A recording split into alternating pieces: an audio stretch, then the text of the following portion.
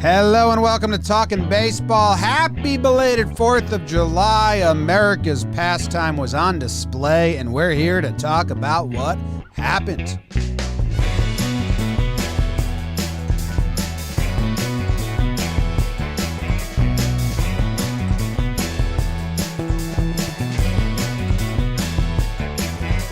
Hello and welcome to Talkin' Baseball, brought to you by DraftKings. My name is Jimmy. His name is Jake. We got Trevor Plouffe coming from California and producer BBD behind the desk.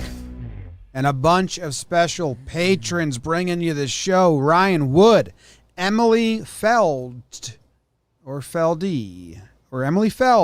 Alberto Mancias. I don't think I'm saying that one right at all. Macias? Is it Macias. Is it Italian? Is it Matt O'Neill, Andy Breschers, Tyler Beefcake O'Neill. I wonder if him and Matt are buddies. Jeremy Stewart, Damian Hernandez, and Kyle Manter. Thank you very much to our most recent patrons. Appreciate you for supporting us, and hope you enjoy all the perks that come with it. Go check it out, patreon.com/JOMBOYmedia if you're interested. Trevor, how was your 4th of July? James, Jacob, Big Baby, David. I had a great 4th of July. We hosted some people over here yesterday, little backyard barbecue. We had these sandwiches, Portillo's. We had them delivered from wherever they deliver them from. They send them to you frozen. You do this whole thing. A little piece of Chicago out in Los Angeles. So we had a great night. I lit some fireworks, but baby ones, because we're not allowed to have fireworks here at all, very frowned upon.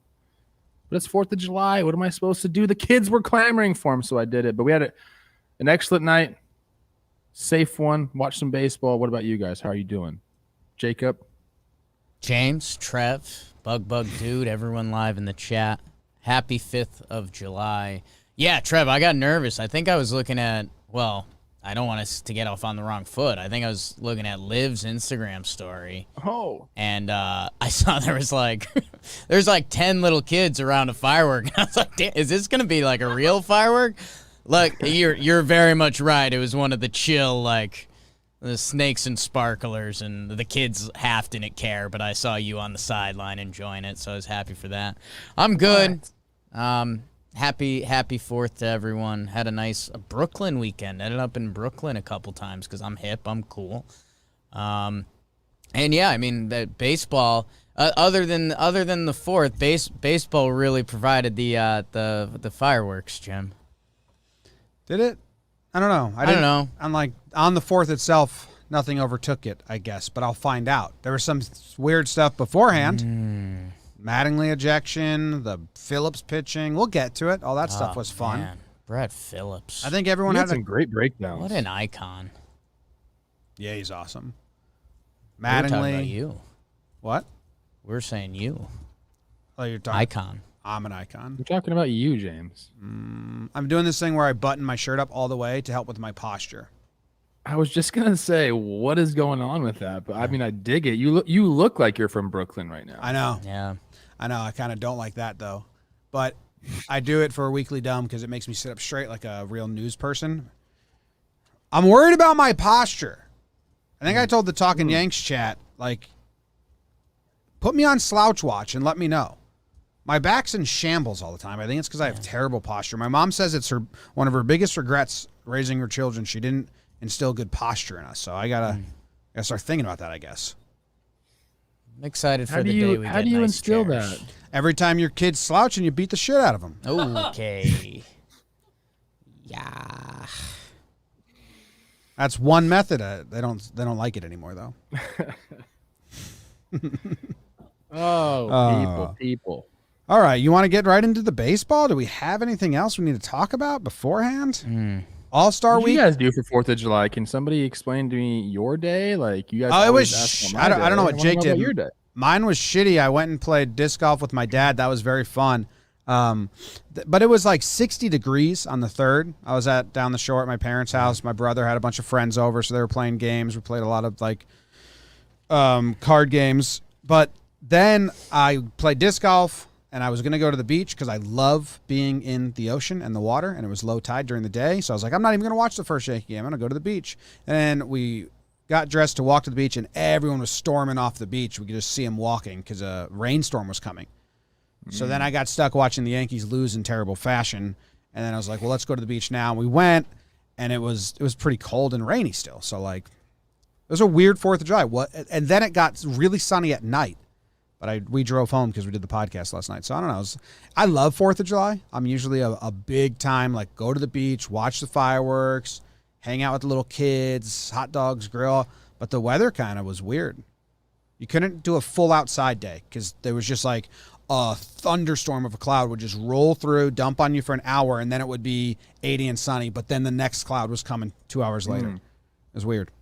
City kind of blew it. It was a heat wave the last weekend, and then this weekend was rainy, overcast, and all that. I mean, the East Coast is soft. No. Basically, what I'm getting from this. That didn't stop me from, like, just raging in Brooklyn, bro. Oh, my God. Yeah. How many coffee beers did you drink? It's the most coffee beers. I am coffee beers. Coffee beers? Are you saying coffee beers? Is that like a Red Bull vodka mild? It's just like, nitro thing. stouts and shit like that. Yeah. Hey, let me ask you a question. Awful. All three of you guys. Okay. I want your opinion on this because it seems like every year there's a sect of the internet that does firework filming shaming. There's always the people who are like, just a reminder, you're never going to watch those firework videos on your phone. So don't, it's like, well, are you coming at maybe Jake? I will. You coming at Coming Jake? at my viral Oh, wait, video? you ended with maybe you will. So you actually support firework videos. I'm a supporter of capturing the fireworks. Don't tell me what I can and cannot capture on my phone. It needs to be unique. Jake's, that's going king of the internet, hella viral is right unique now. enough because it's driving and they were all like in unison. But I like the time lapses. Yeah, there's a lot of the same thing, but I don't care. So what? I'm a sunset person. Beautiful. Like if I see a sunset, I'm gonna take a picture and post it on Instagram. I see one that stuns me, I'm a sunset guy. Yeah. Hashtag doesn't do it justice. Hashtag no filter, but you like Mother Nature. you filter Hashtag it no there. ceilings. I love Mother Nature, by the way. Like, Oh, the elements, man. When it rains and I'm at the beach, I'm out there in the water. Like Mother if it's Nature's raining all time. and not lightning, All I'm in time. the ocean because I'm like, let's be in this. No one else gets that. Jake and I went in the roof during Hurricane Sandy because we were like, say let's no be one. part of this. A lot That's of people why don't. we're here. A lot of people don't. do you guys subscribe to like the grounding culture that the people say you need to go out barefoot and put your feet on some grass and ground yourself? I'm a barefoot enthusiast I'm during into the summer grounding. because I don't like sandals. So I just get my beach feet, I burn them up real quick, and then I'm just barefoot everywhere. So, yeah, I do think you need to touch earth a little bit. Look at us, hipster and We're on the hippers. same page.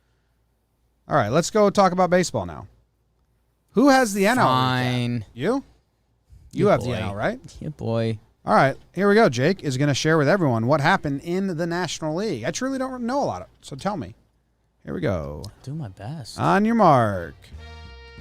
Tell us. Holy smokes, let's head over to BBD's favorite infield in the Philadelphia. The Phillies take on the Padres. Holy cow, and the Phillies take 2 out of 3. Nice little series win for the Phils. Wheeler versus Paddock in game 1. Wheeler shoves, because that's all he's done all year, 7.2 shutty. Whoops, that game actually goes into extras. And who walks it off but Trevor Plouffe's backyard Brad Miller with the walk-off double. Phillies show the fortitude to win the second game, fortitude with Lev Zeppelin versus Yu Darvish, but the Padres roll it in the third game where they get a special Snellagram. Blakey is back, 4 innings, shutty for Snell. How about it? Let's go to the nation's capital. You probably saw Joe Kelly and the Dodgers visiting the White House to celebrate their World Series. Did you see them sweep the Nats in 4 games? Nats! You just hooked us! And now you do this. Dodgers getting hot, Hello, 6'2", 10'5", 5'3", 5'1". Dodgers starting pitchers did enough, more than enough. 3.86 ERA, but the relievers, 0.89, locking it up, while the Nats relievers pitched to the tune of a 10.45 ERA. Max Muncy, can we talk about him more? Dodgers infield, people forget. Starlin Castro had some hits. Schwarbo went to the IL after he was king of the world for a couple weeks, so that's a bad time. And Trey Turner didn't play. Nats, tough timing there. Speaking of timing, the Brew Crew continue to go. They take 3 out of 4 from the Pirates as the Pirates snag the last and final game. Corbin Burns shoves, and that's obvious. Willie Adames having all sorts of hits, and that's obvious. You might hear about Omar Narvaez in a little bit, my guy. Brewers won 11 in a row, and then they had their streak end to the Pirates end it. Brew Crew are hot. Reds sweep the Cubs on the opposite ends of the spectrum. Cubbies have lost 9 straight. Guys, we were all over this. We said this was the trip. Are the Cubs gonna sell? We'll talk about it after this. Red sweep Sonny Gray. Papa Molly, I'm sweating. Watch out for BBD in Brooklyn one of these days. Wade just being Miley. He gets it done too. The Reds win 3 one-run games. That is brutal for the Cubbies. Chris Bryant continuing to do it. Reds have swept every team in the NL Central. How about it? Los Braves, the Bravos. The men from Bravos win 2 out of 3 against the Fish with arms. Braves up to second in the NL East. Watch it. How's your Max Fried pinch hit walk-off? Our boy, our guy, the king of swing. I love that. Some Mattingly ejection breakdowns. Go check that out. Braves do enough to win, including taking the deciding game 8-7 in 10. Cardinals at the Rockies. Are the Cardinals riding the ship?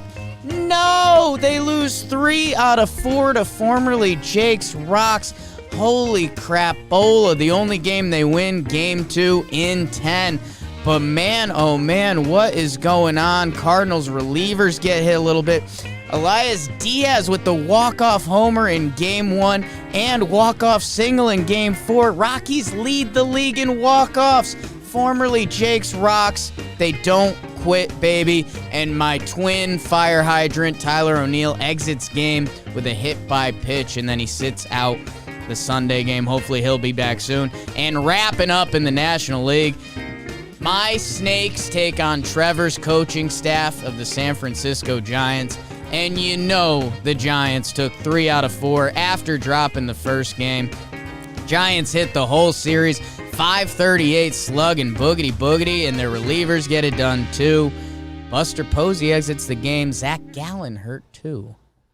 How bad's Posey's injury? X-rays negative. Won't start Monday, but he should be okay. Longoria rehabbing. La Stella coming back. Giants getting more reinforcements. Holy smokes. Some cool things here going on. What's got your eye, James? Just the whole Central. Mm-hmm. The Cubs are now 8.5 games back. The Cardinals are now 10 games back. The Reds jump up to second place, but they're 7 games back. So the Brewers have a 7-game lead in the Central. We thought that might be a 2-team race, 3-team race, or a slog. I didn't think it was going to be I didn't think it was going to be a runaway. It's early. Yeah. Whole second half of the season left. That will change. They play each other a lot. But real nice for the Brewers if they can get even a little more distance going into the break. Who's on their schedule coming up? Jim, just to feed your beast a little bit there, I mean, the Brewers have the biggest division lead right now. So, yeah. Ooh, they're coming to New York. Hey, the Brewers are coming to New York? Hey. Los Mets? I think they're in New York right now. Yeah. Alley's always open. Yeah. They don't want the smoke. Brew Crew. We're C. friends Rose with posed all this of them. question to me a few days ago. He said, will the Milwaukee Brewers relinquish the division lead at any point during the rest of the year? And I think it's a fair assumption to say no. Might get close, though. I don't think they're going to stay like 5 games up the whole way. I think it will get down to 2. It'll get close, but I wouldn't I don't think it's crazy. I think the odds are that they stay. I mean, I don't know. Cubbies are really sliding right now. Cubs gonna sell now? Sell. Almost like they have to. 8.5 back. It's gonna be an oddly important week. You know, we're playing games through Sunday, and then it's the All-Star break. And you know, if the Cubs bounce back a little bit, we knew this road trip was going to be a killer. we didn't think they'd lose 9 straight. If they can hop into second going into the All-Star game, I think that feels a lot better. But if they don't, man, start shipping. I have great news for the Cardinals. Let's go. They're 10 games out right now. Yep. Cardinals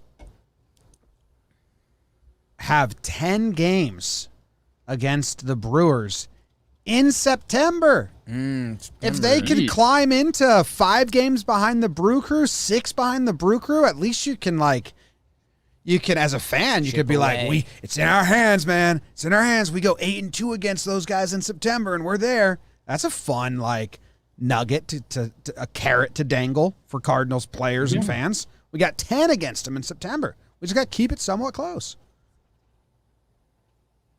Well, we know the Brew Crew's gonna do something. Yeah, we're privy to a little bit of info that we know there are some stuff in the works already, but there could be even more. They're looking for some impact bats. They're gonna do it. We talk about this all the damn time with them. I love the Brewers. Okay. I love their uniforms. What a freaking uni they got. What about the Reds staying in the Central? You think the Reds, they sweep the Cubs? You think that they are gonna do anything? Who's going to be the team that scares the Brew Crew a little bit? That's what I don't know. It could be the Cardinals. It could be the Reds. It could be the Cubs. If it gets to within 1 or within 2 games back, who is the team that does it? Who would you put your money on? I think I'd still put it on the Cubbies. I think it's the Cardinals. If they get healthy and they maybe make some moves, whatever it is, and they start playing some good balls or some good ball, that stretch you're talking about, 10 in September, that means a lot. You have to have the ability to go and control your own destiny somewhat. If they don't play each other at all, then you have to rely on other teams to do it for you. But if the Cardinals start playing good ball, get healthy, get within striking distance, I think they have the. It's crazy to say that when you look at the standings right now, but I think they have the best shot.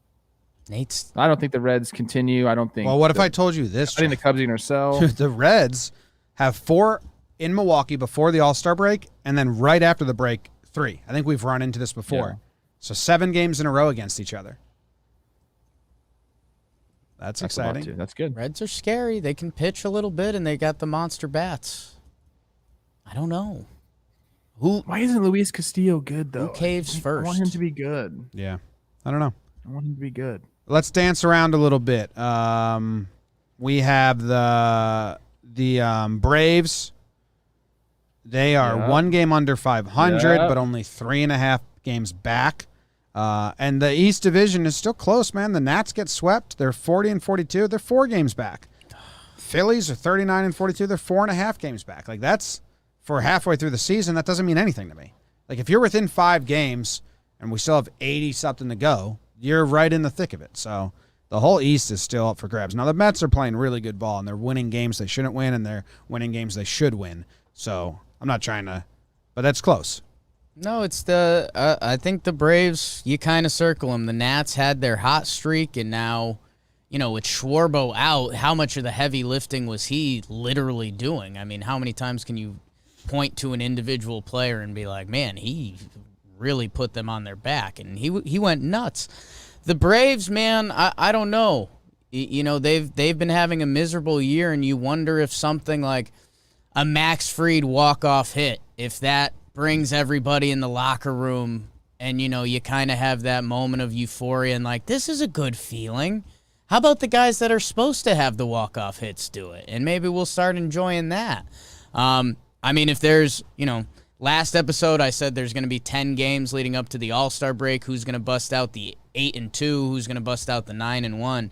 If you are the Braves, and I think they go Pirates, Marlins, have a week and your atrocious first half is gone. It's gumption week. It's gumption week. Yeah. Oh my god. Yeah. Gump week for Define short. gumption. Define gumption. It's the soul recognizing itself in another. Ability to get done in tough times. Persevere. Balls. Persevere. What's the actual definition of gumption? Shrewd or spirited initiative and resourcefulness. Yeah. Ooh, I like the resourcefulness. Like feels Max the Fried most. hitting a walk-off. I That's think- resourceful. I think spirited. Spirited resourcefulness. Are they resourceful? Like they have really good players, so they're not like I guess like the Max Fried. That's gumption. Yeah. That's gumption. That's big time gumption, but it's gumption week. It doesn't count. Last week's not gumption week. Yeah. This week is gumption week. It's gumption weekend. Yeah. What do you guys got on the whole like Pablo Lopez? A great breakdown, James. Great breakdown on that. What do you got on Took that? me 6 hours. Did. A lot of lips to read, babe. A lot of lip A reading. lot of lips. I started it as soon as it happened, and I finished at 2:30 in the morning. So I hope you guys enjoyed it. People need to give you more credit, James. Hardworking guy. I'd like people to understand that they're not easy to make. I think people think they take like 20 minutes. What I have on that is For Jim. I'm fully on Mattingly's side. Like I understand he gets hit first pitch, and it's a real weird optics, and a lot of them were on purpose with what was his name? Urania. But I don't think this one was on purpose. It looks on purpose because it's a really bad pitch, but like all the reactions. But the biggest issue is if you're going to throw him out for it, it needs to be on your mind before it happens as the ump crew. So for anyone who doesn't know, he got hit first pitch of the game. They didn't react to it. The umps weren't even going to huddle. They just were going to send him to first base and say hit by pitch.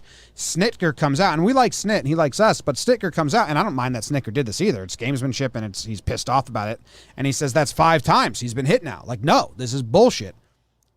Then the umps get together, and it's almost like, hey, is it true that this is the 5th time he's been hit? Like, is it true? And Snit's like, and 3 times on the first pitch of the game. And they're like, is that true? And then they decide that because of the intel that Snit gave them that they're going to eject him. That process of that is bad. Like, if the ump would have said, you're out of here immediately, right away, you're out, then I would have said, okay, the umps convened before the game. They said, known. Be on the lookout for this. They probably gave out warnings beforehand, and it was known they were looking for it. But the fact the umps didn't react right away, and then they took like Snit's intel and then used that, I would be pretty mad, just like Don Mattingly was. So I'm not upset if he gets ejected, but the manner in which the umps handled it, I think, was terrible. I also don't think it was on purpose. Agree. I don't think it was on purpose. I don't think it's the umpire's job to do what they just did. I mean, like you're saying, like if they talked about it before and they're like had a plan with this and we're gonna make sure they're not doing this on purpose, which doesn't make sense. And that's why they didn't do it, because it doesn't make any freaking sense. So now we're just like making up excuses for them. They got together and made the wrong decision, because then you take him out of the game. They got to go bullpen the rest of the game. Guys aren't ready to go. You're risking injury. The next day, someone probably got sent down. I didn't look at the transactions. I bet someone got sent down to bring somebody else up. So now you're causing that. All because what? A fastball got away. You can't take the inner half away from pitchers. You just can't. That's not okay. What if the next guy comes in trying to work a 2-seamer and hit somebody? You have to throw him out too. You set the precedent. I thought it was dumb. It actually made me really mad. And I like Dan, the crew chief there. Oh, I was like, But damn. he- Wow. screw that Iasonia? up. Is that who it was? Yes. I also like Dan Rourke. No, too soon. I like him a lot. Yeah, I mean that's tough. It's one of those things where you try to bring logic into it, and Jim, you showed it in the breakdown, but yeah, it's the ripple effect. It's okay, yeah, like it is kind of messed up. They hit Acuna again, but there's nothing behind that, and Snitker kind of has a point to argue it, defending one of the most talented players in the league, who every time he sees a Marlins jersey, he shouldn't have to worry about a ball coming near his wrist, and then but yeah, processing that information and then tossing them, that sucks. I mean, you wish there was a better way to penalize the Marlins, because if you throw double warnings there, then the Braves are mad again because, well, he hit our guy. So what are we supposed to do? It's almost like if they could give individual team warnings, like could we warn the Marlins but not the Braves? But then I guess that opens up a window for the Braves to peg the Marlins. I don't know. Braves fans hate Mattingly. I didn't know this. So Braves fans, there's a whole collection of them that think, and maybe there's truth to this. I don't think so. I really don't think so. So I'm not even going to lend credence to it. They think that Mattingly has the Marlins hit Acuna and started having them hit Acuna because Acuna was about to break his leadoff home run record or something like that. Oh my god! So I get all the theories and the replies. So I get like notifications for all this stuff, and that's something that's out there in Braves world. Braves world, just I like Braves fans though. I like them too. We're great, but come on now. Don Mattingly sitting back there being like, "Hit this motherfucker!" Yeah. Come on. Yeah. Like that's. I want to make an apology to Luis Castillo because I said I want him to be good. And apparently I skipped over his whole June because he's been lights out. He coming back. Hell yeah. And the Braves optioned Kyle Muller. So he was he pitched on the 3rd, which We're was talking Marlins, right? Yeah, my bad. Well, Kyle Miller got a shout out. Shout out. Strong. I saw one of the boy? the mansplain girls tweeting out that Kyle Muller is strong. So, update. Yeah, the Marlins had to do a lot. They selected the contract of David Hess from the Jumbo Shrimp. They optioned Jordan Holloway down. Then the Rays traded. Well, first the Rays traded David Hess to the Marlins, so they had to make a trade. I guess the Rays, I don't know. Something's going on with David Hess. They got him. Stuff happened. Then they brought Holloway up. They sent him down, and they brought him back up, and then John Curtis came back. Early settler name from 10-day injured list, neck stiffness. The John Curtis that I know that built the damn church for the town, his neck was stiff all the time. It was a good day when my neck was stiff. Yeah. Exactly. If his neck wasn't stiff. That's how he tilled enough of his land. Yeah. Yeah. Can I talk shit about Don Mattingly a little bit? Sure. Okay. I like Don. I don't really know that much about him. But go ahead. Well, Yankees fans.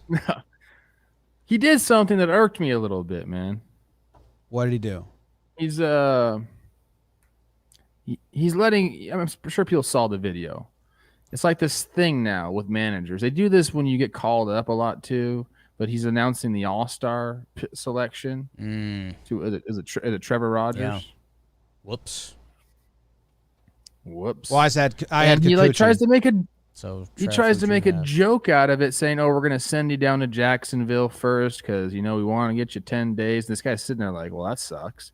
And then he's like, "Oh, just kidding. We're sending you to Colorado." It's like, let's stop with the jokes, man. Hey, Trev, can I tell you something? I don't like it. I agree completely, and it's this might be insulting to you. It's the definition of athlete humor. Ooh. Like it's the most rinse and repeat joke generator. It's basically a Hallmark card of jokes. Same with the fucking what do I hate?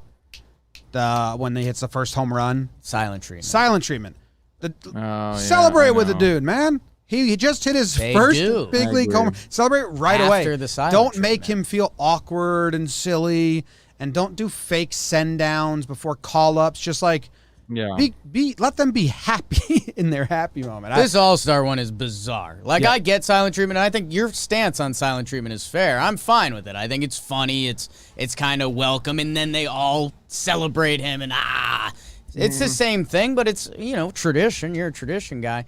This one was weird. They were going for the social media angle, and it's like, you're a young guy that's like nervous, I mean, trying to break out in the MLB, and he is, because Papi Gordo was on it, and that's never the play. The play is to always, surprise him with the boys in the locker room and have that be the social media thing, have the team go nuts for him to do The old, we're sending you to AAA. Not like that's a player's nightmare. Like, what the fuck are that's you a player's talking about, nightmare. Don? And I don't know what reaction they were like hoping to get from him, but if you watch the video, I don't think they got it. Where's the video? I haven't seen it yet. Because he just goes like, oh, cool. So like I'm not going to AAA. They put a hidden camera in there. Wait, where is this video? It's on the I know Marlins like Twitter. Marlins tweeted it, and I think we quote tweeted it as well. So you can. I mean, look, maybe if someone Talkin delivered the baseball. joke a little bit better. Hey, Trevor, some of your family's in the hospital because of a car accident. No, we're just joking. You're going to the All-Star game. It's supposed to be like you tell something terrible when you deliver bad news because you're like, well, at least it's not that. I'd like to. You can't. You're like, hey guys, mom and dad, I got arrested. Just joking. I got a D. Oh, it's not as bad as getting arrested. Like, that's the play? You can't be like, I got arrested. Just joking. I graduated college. It's like, what? The end of the thing was kind of okay because they did like, oh, you're from like New Mexico, right? You guys ever grow up? You go to Denver a lot, or and he's like, yeah, you're gonna want your family to get there. I didn't deliver it well, but Oh, no. but you could have just delivered on it the that exact part said, same what as are your that Don plans for the did. weekend? Where Oh, you're off. no. They could have just done that part and it would have been okay. The view of this and everything. I haven't seen this. I don't want it's to a watch Little this. casting couch vibes. Oh, no. Oh yeah, you'll hate that. Oh, no. Hey, for real though, looked like they were like, Don, we're doing this thing. Can you pretend to send him down? And then that's it. Then they just like shut the door, put the camera in. Nobody was like prepared to do this. Don was like making things up. He's like, where are you from? New Mexico? And then he said, did your family ever travel to Colorado? And the guy's like, I guess. Like, what? It's like, I think a couple What's up, times. Skip? All right. There's someone quote tweeted the video. I was looking for reactions. And he sums it up pretty well. And no likes or retweets for this guy, but he says, this isn't that well executed or funny, but it sure does a great job of underscoring the sick, twisted service time games teams play under the guise of managing workloads. Even after being told he was an all-star, he wondered whether he was really going to be optioned. Yeah. He was like, so wait. Oh, man. That's funny. Well Anyways. done. Well Yeah. executed. All right, let's go to the American League recap, which is going to be brought to you. Before we fully go on, we didn't say anything about the West Coast. Dodgers are rolling. 4-game sweep of those Nats. They're a half game back of the Giants, who retake the West for now, but Jake Snakes. That's kind of it. Padres, Phillies. Did anyone watch that? What was going on there? BBD, your Phils? Brad Miller got a new phone number, just so you know, in case you guys were trying to text him. New phone number. That adds up. You guys didn't get that text? What? That adds up. Jake was sending a lot of lewd pictures, and I just wonder who has his old number now. Yeah. Because they can really do damage to your They have some reputation. ammo. Yeah. Damn. Wow. Damn. Okay. Good job by the Giants retaking first place. Pretty big, because I think I said last episode, like, if you told me the Dodgers go wall to wall from here, I'd believe it. And Giants come right back and take it. How about it? Sorry for almost skipping you, West Coast. There's a lot of people complaining about me for not watching West Coast games on Reddit. I'm like, what do you want me to do? What's your deal, man?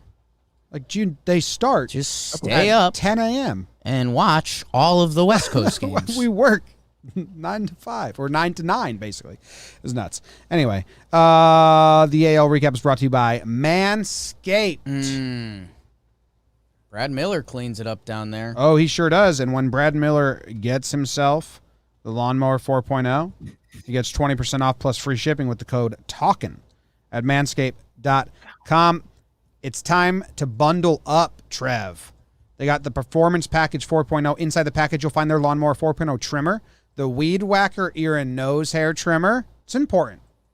A lot of people don't realize how important that is. The Crop Preserver Ball Deodorant, Crop Reviver Toner, Performance Boxer Briefs. Don't both of you love their boxers? And my brother Luke, he stole my... I wear them. They're in the mix. I'm wearing them right now. Are you really? They're in the rotation. Yeah. My brother Luke, there was Want me to prove it? some line around the office, and he grabbed them, and then he was like, yo, do you think you can get me more of those? They're really nice. So the Manscaped boxers are getting rave reviews. BBD, I feel like I'm missing something right Okay, here. what do you got? Okay. Oh, there it is. Nice. Trev's No, it'd be showcasing hilarious the if boxers. you showed your dick.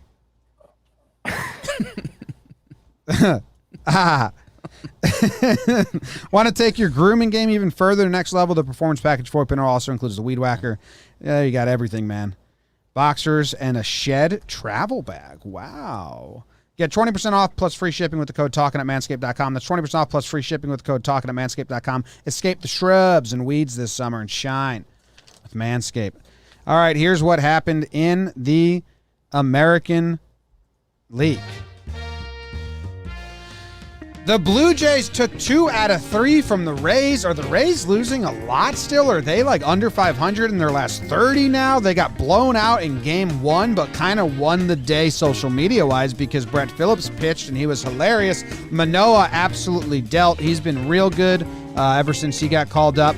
The Jays actually got great pitching across the board. Stripling was good in game 2, and Robbie Ray was good in game 3. Their starting pitching has made a pivot, which kind of makes them pretty scary now if that can hang on. So good job by Strip, Manoah, and Robbie Ray. Springer had 2 home runs. Vladdy had 3 extra base hits, and he hit his 27th home run. For the Rays, Wander Franco had 4 hits, including his 2nd home run, so that is really fun.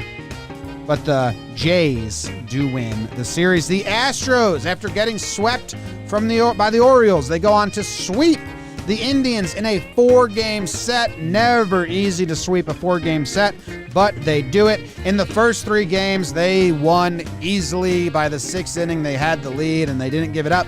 In the 4th game, it went to extras. They get the go-ahead run because Emmanuel, how do you say it, Clase, couldn't catch a simple throw at first base for the double play. Pitchers. Not good. 3 of the 4 Astros starting pitchers recorded quality starts. No Astro recorded 5 hits, but 9 had multiple hits. They're just deep and beat you so many ways. Good job by them.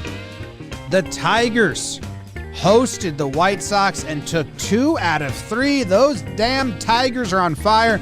And the White Sox, gumption week.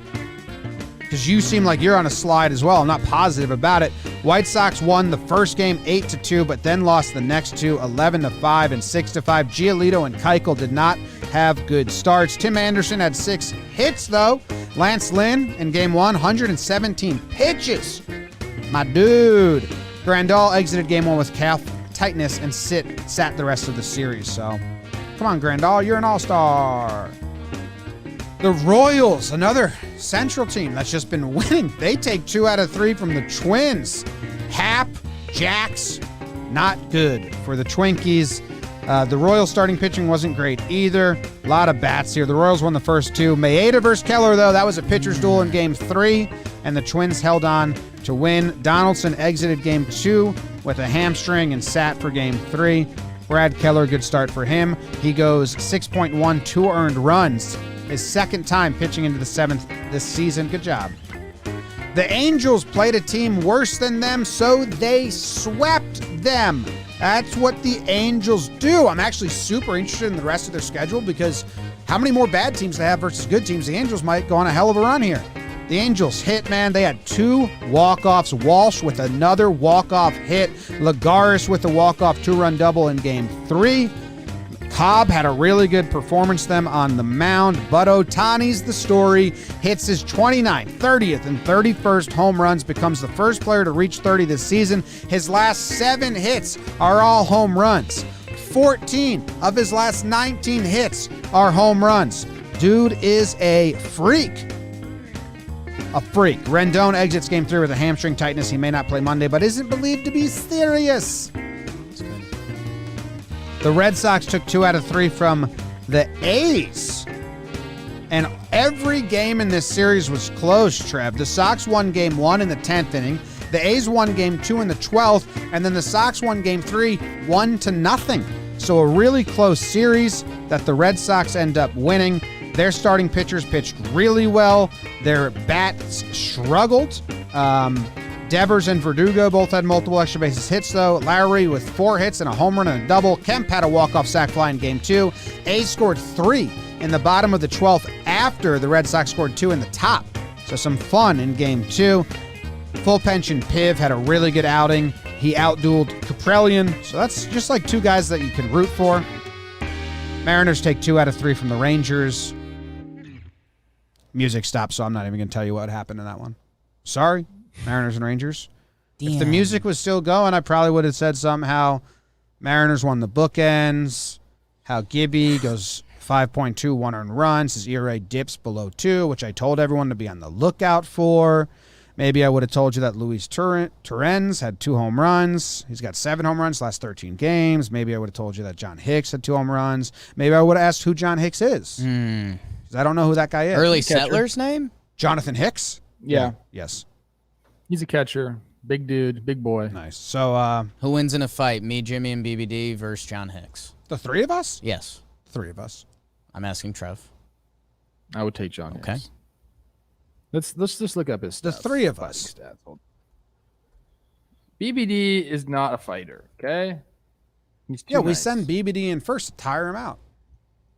I would think that BBD would switch sides mid-fight, realizing that John Hicks was getting you guys, and he's like, I'll switch sides. Yeah, Not you a send bad me play. in first. I'm just gonna befriend him. He's 6'2", 230. The 3 of us got him. I think if BBD goes in That's first, pretty I think thick. that's a bad tactic for us. Well, BBD goes in first. BBD, you go to the ground early, but you stay. Easy. Oh, you I stay think he's by, going to the ground early. You stay by his. You stay by his Done. feet. You just need to stay by his feet. Jake and I run with the diving tabletop. Once he's on the ground, I think all 3 of us go for the knees at once. Different Fuckheads. angles. You guys talk about Just kind of. John Hicks, early settler name. yeah, He's from Virginia. yeah. Yeah. The lineage is there. His full name is 100%. John, not Jonathan. That's a little against early settlerism. Well, he shortened it when he came over. It's cost too much for ink. Flower. So I'm not going to sign my full name. Are you kidding me? John. Okay. It's my new name. What do you guys got? Good for Houston.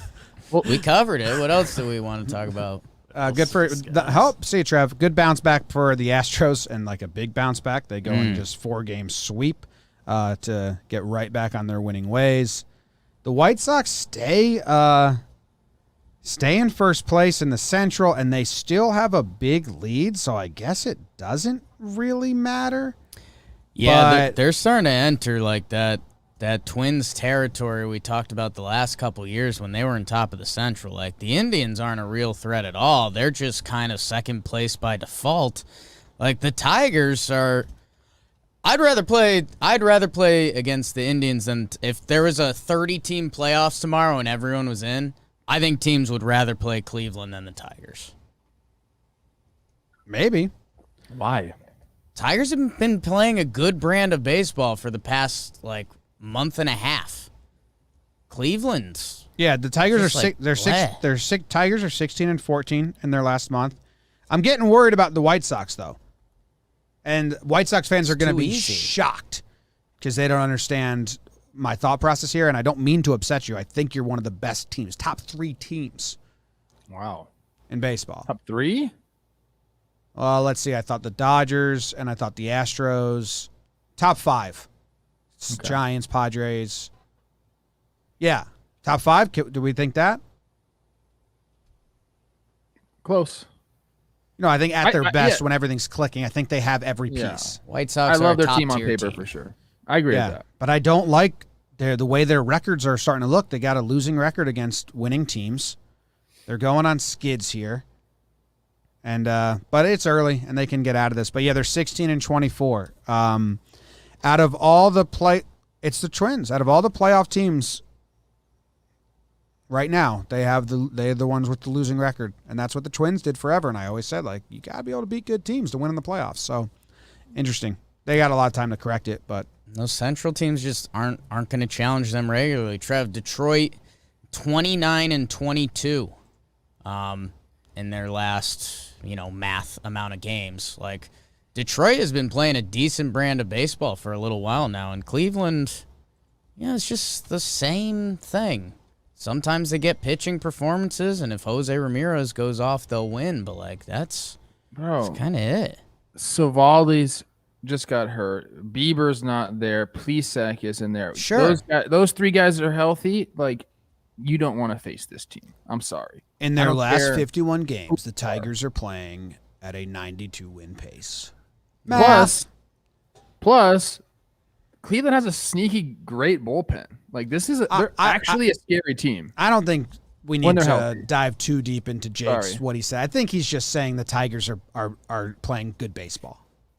A better brand of baseball than Cleveland for over a month. Cleveland finds ways to win sometimes. It's just injury bug. And I was saying that the White Sox, I'd like to start to see them not slide anymore. Gumption week. Gumption week. Get after it. The Red Sox do their thing. Close. See, that's what I like about the Red Sox. They're close games against the A's. Two good teams. They're playing close, competitive games. 1-0. Good pitching at the end there. 2 extra innings games, like testing each other, prepping for postseason ball. I like that. Do you have the Red Sox over the White Sox in your rankings right now? No, but we're getting close because the Red Sox are good against good teams, and the Red Sox are really good against good teams. They have the second most wins against good teams out of all the playoff teams. They're 28-19. They're good in one-run games. They're 16-8. They're good on the road. They're 26-15. That's all the shit I look at just as like a team makeup going into the postseason. Got to be able to win on the road. You got to be able to win close games, and you got to be able to beat good teams. So the Red Sox are kind of doing that. I like the White Sox. I take their roster over a lot of teams. Mm-hmm. You just got to start piecing together. Again, it's halfway through. All this will change. Sox got the juice, man. They really do. That Oakland series was a lot of fun. I was popping over there late night. The first game goes into the 10th. Kike makes an incredible throw and the game-winning hit. JD Martinez is playing left field in Oakland. He makes a nice play to throw a runner at the dish. Oakland ends up coming back in that game, and Boston takes the final game behind full pension Piv, but. Jim, I wanted to, and maybe I'll send you there after this, go check out, and our Yanks have become complacent with losing. Go check out the Red Sox cut shots after they lose the Saturday night game to the Athletics. They look like a team that's so bewildered and pissed that they lost. It's an energy that hasn't been around the Yankees in 3 or 4 years, and it was like cool to see. Like Christian Vasquez is standing around pissed that they just lost a road game to Oakland, where so many teams in baseball now, if you can pair up a loss and a rest day, they're like, hell yeah. Boston, they want to win every day, and I know it sounds dumb, but there's not a lot of teams that do that anymore. You try to rest your dudes in the bullpen and balance it out. Like, this team is tough. They want to win every day, and it shows. I'm curious about that. You keep bringing that up. Like, there's media stereotypes of Red Sox and Yankees. Red Sox are this gritty, like, bearded team organization, even though they're a very big market and, like, treated very well. That's the stereotype they have. And then the Yankees is the other way, like business, like professional, like, is it too professional in Yankeeville right now? Do they need a little bit of grit? Like, what's up with that? Fun, it's team makeup. I mean, the 98 Yankees. Are they just like the 98 Yankees had won a World Series. They were supposed to be good. They were supposed to be the best team, and they came in every night and they hit and run, and they were deep, and they beat you a million different ways, and they were fucking pissed. So I don't think it has to do with like the big picture corporate versus the other. I just think it's roster construction and lineup usage. The Red Sox just get after it every day. Yeah. A little too much coddling there in Yankeeville. That's what I Little too much. So much. They coddle more than they try to win. And that. I mean, there's guys on the Red Sox that are out trying to prove, like Devers is trying to prove who he is amongst this massive third base crop. Bogarts, He's putting up some historic shortstop offensive numbers in his little career, and he doesn't get a ton of respect. JD Martinez, people were writing him off after a bad 60 games, and now he's back to being elite. Verdugo is just awesome. He's just awesome. Kike has been the everyday center fielder for this team after being the utility knife for the Dodgers. Like, if Vasquez fights for every inch, he's awesome, man. I love that dude. And yeah, they compete. They compete, and they do not want to lose day in, day out.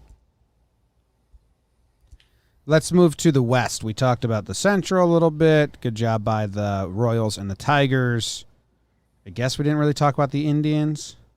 Well, they got swept by the Astros. I want to talk about the Astros a little bit. Sure. Oh, yeah. Go to the West. The Astros, big sweep by them, especially with Oakland losing 2 of 3.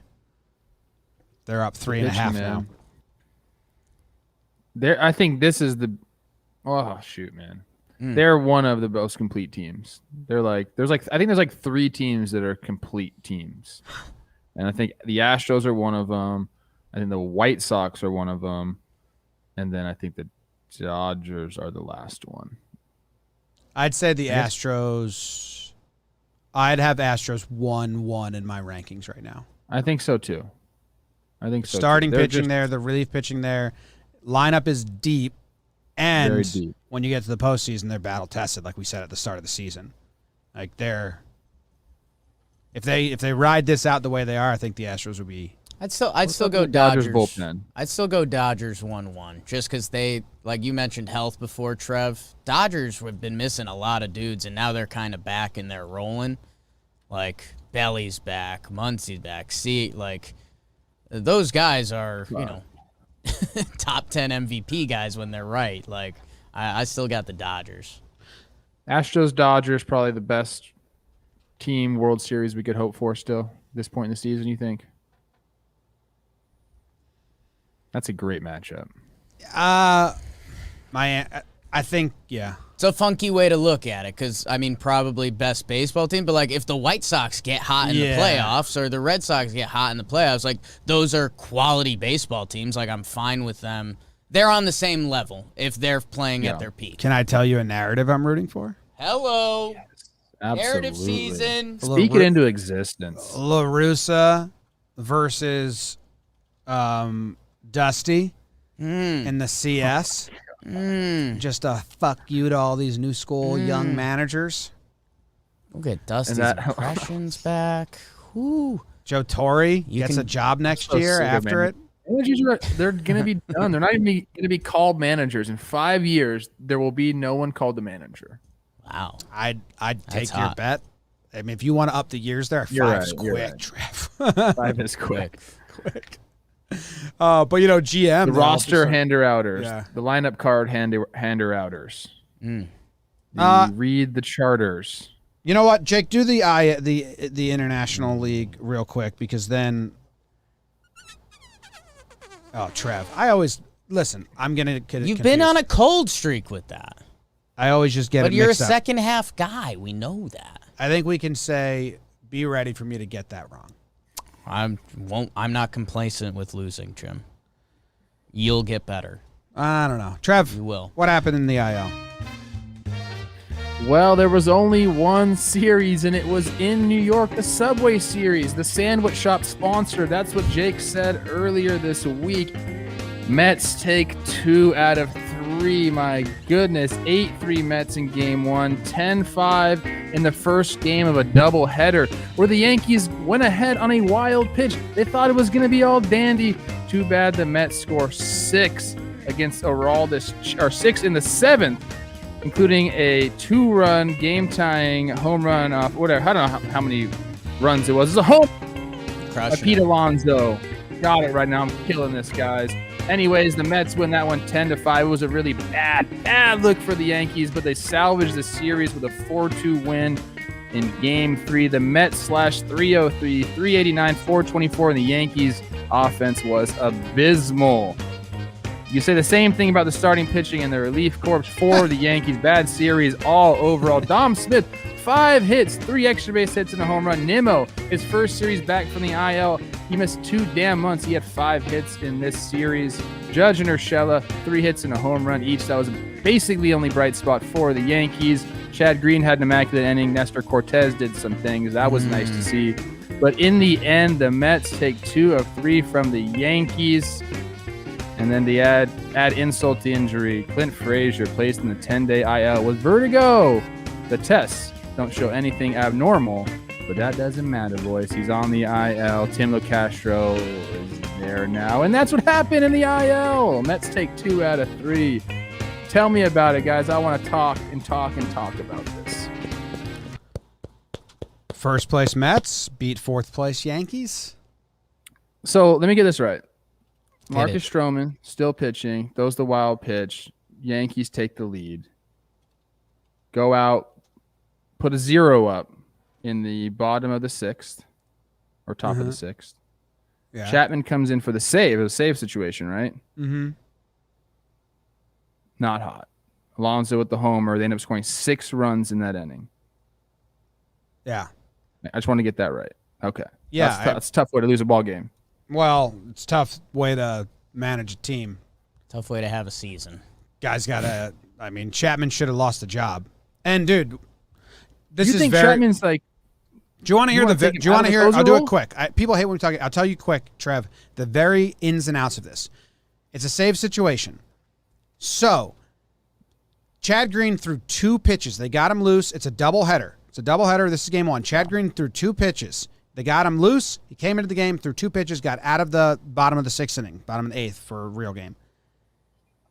They go to Chapman instead of just running Chad back out there. It's a doubleheader. Instant excuse to be like, no, he didn't lose the closer role. Chad was just hot, and there's a second game, so we can save Chapman for that, right? Easy excuse because he should have lost the closer role. So we're all ready for Boone to say, oh, we still have confidence in Aroldis Chapman. He's still the closer of this team. I still want to the goal is to hand him the ball with the lead, and that's what we're going to do. Boone didn't say that. Boone said that he did lose the closer role, but he didn't keep Chad in because he was saving Chad for game 2. Chad throws 3 innings in game 2 and gets a save in game 2.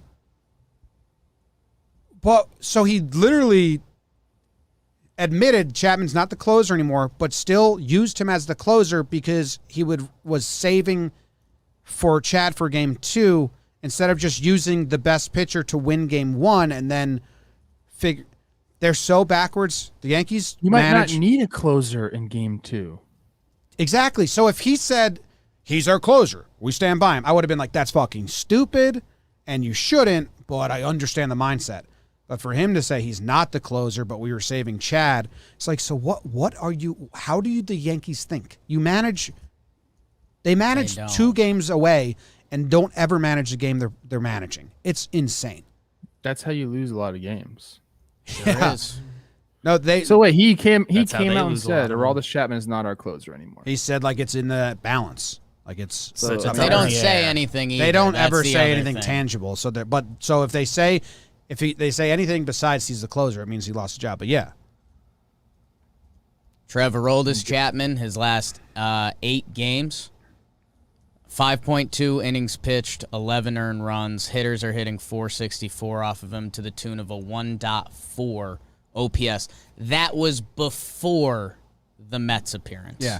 But credit to the Mets, man. I mean, you gotta credit Alonso them. was like 0 for 15 and hadn't ever faced Chapman or seen him, and big home run for him. They came out in game 1. It was kind of fun with Monty and Taijuan Walker for a little bit. Yanks were getting no hit. Monty was pitching well. Both pitchers kind of end up with not as good a lines as they should have had. And the Mets win that game. Get Taijuan, our guy, to the All-Star game, man. He looked good. He's having an incredible season. I think with the way pitchers end up sorting themselves out with pitch schedules and routines, he should find a way in. Right now, him and Scherzer not on the All-Star team, which is odd. But yeah, man, I mean, the Mets battle, man, they had some guys at the bottom of their lineup. Nito, Guillorme, giving them big at-bats. Billy McKinney. I mean, the Mets are good. The Mets are good, man. That pitch that Alonso, I watched the highlight of that. Decent pitch from Chapman. Slider in the zone. Downwind The slider. problem is he can't locate his fastball right now. So hitters, Walsh, grand slam was a slider. Hitters are just sitting on the slider now, and he's not even supposed to be throwing the slider to righties because he has a split finger now, which he got so that righties couldn't dominate his slider since it curves into their barrel. So just kind of like he lost his fastball, so now he's throwing the slider in bad counts to hitters who are fully aware of this information. Bad recipe. GTs. All right. BBD, real quick.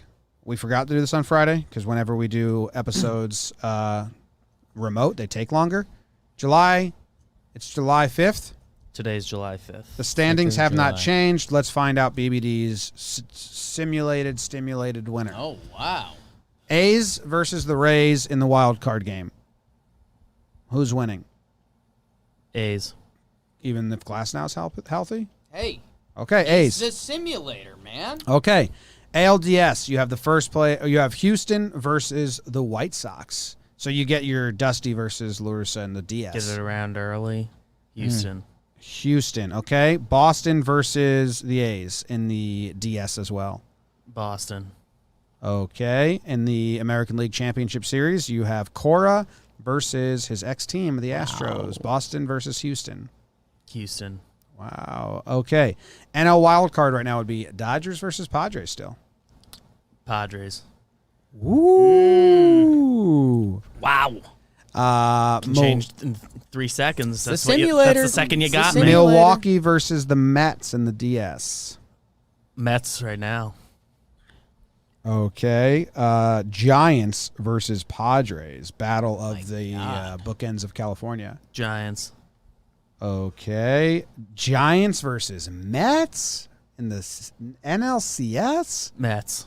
Ooh. Yeah. Oh my God. Houston versus New York in the World Series. Astros versus Mets. Houston. Houston. Wow. Bone stimulator. Wow. Those are two That's- fan bases right there. Astros and Mets. Tune BBD's back the, in Friday. BBD's the bone simulator. Yes, the bone simulation. Bone simulator. So June 25th, in our huge. simulation, the White Sox won the World Series. July 5th, the Astros have won the World good Series. shot. Can the Mets make it? Good for them. Like, Yeah, that was a wild world. That Mm-hmm. was a wild playoffs. I like that. It's supposed to happen like that, right? Yeah. Making one more You know what's ad. gonna I don't know what happen. it's going to be. That was wild. That was fun you just stuff. gotta feel it. All right, let's go to the second half of the show. Awards isn't coming up yet. This is just standout performers This is gonna and be all standout and all the performance, other stuff. And it's brought to you by Cushy Dreams. Wow. Yo, Smoking your Kush, Trev? I'm getting it right now, baby. Okay. Cushy Dreams, you guys know about us. And if you know about us, you know about them. Yeah. Saved it. Smokable CBD. CBD has been shown to help with anxiety, depression, inflammation, even pain relief, and more. Smoking CBD gets into your system right away, so you don't have to wait around for the effects. Cushy Dreams Extraordinary CBD rich hemp flower comes in 1/8 ounce cans and pre-rolled joints. It's cannabis that ships discreetly to you and discreetly to all 50 states.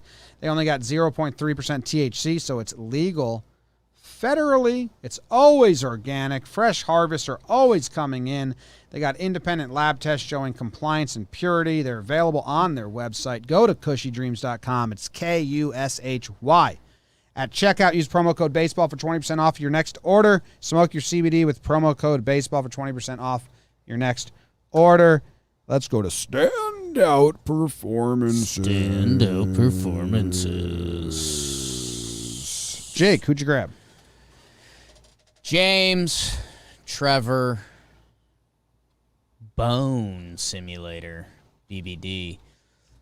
I went with the guy who was on the sheet. You know, sometimes I feel like we don't give the catchers enough love on here. And there was a catcher who had a 5-hit day. I used to love on old Yankees broadcast, Ken Singleton, he'd say, man, if you have 2 hits, that's a good day. 3 hits, that's a great day. 4 hits, well, that's an incredible day at the office. Well, hell, 5's better than that. And Omar Narvaez, man, go to his baseball reference and check it out because he's kind of only coming to the league and hit. He's got a career 272, 360 on base, which, again, compare catchers to catchers because they go through a brutal beheating behind the plate. Beheading. This year, Omar Narvaez, how's your 301, 393, 852 OPS? From a catcher, the Milwaukee Brewers, he's a big part of the recipe, man. When that dude's behind the plate, especially against right-handed hitting, which guess what? Right-handed pitching, which most pitchers are in this league, he's got an 882 OPS. Who doesn't love a good lefty hitting catcher, babe? And we're talking about the Brewers, and are they going to make a couple splashes in the lineup? Somewhere they don't have to look. Omar Narvaez, man, the guys on that team love him. He's starting to rack up some WAR. We saw him pop in the back of a couple of our Tuesday Brews days because he's a dude around the team. And, man, what a Brewers move. This guy had a big year in Seattle 2 years ago, 2019, 22 homers and 813 OPS. Again, for a catcher, that's pretty nice. They traded for him. They traded a minor leaguer, Adam Hill, for him and a supplemental pick. Okay, guess what? Brewers don't care because they have their starting everyday catcher, man. So I'm giving it to Omar. Here's his first hit. My man. Yeah, I mean, you gotta play the field, man. Okay. His first hit. Sorry, I didn't know that was first hit. He's got 4 other ones, babe. Don't come at my dude like this. Well, the first hit's a sun ball. It was a sun in the sun play the field. Sun in everyone's eyes, so it just kind of dropped. Second hit was nice up the middle. Third hit, Whoops, another great hit. almost hits the runner there. That was odd. Yeah, that was a nice piece of hitting. Fourth hit, 5-1 game, 6th inning. Nope, another beautiful piece of hitting. Slice down the line. Are they all singles? We're slapping it, babe. And then the 5th hit, sliced it. Yeah, he didn't get a ball past the outfielder. What? What are we doing? What?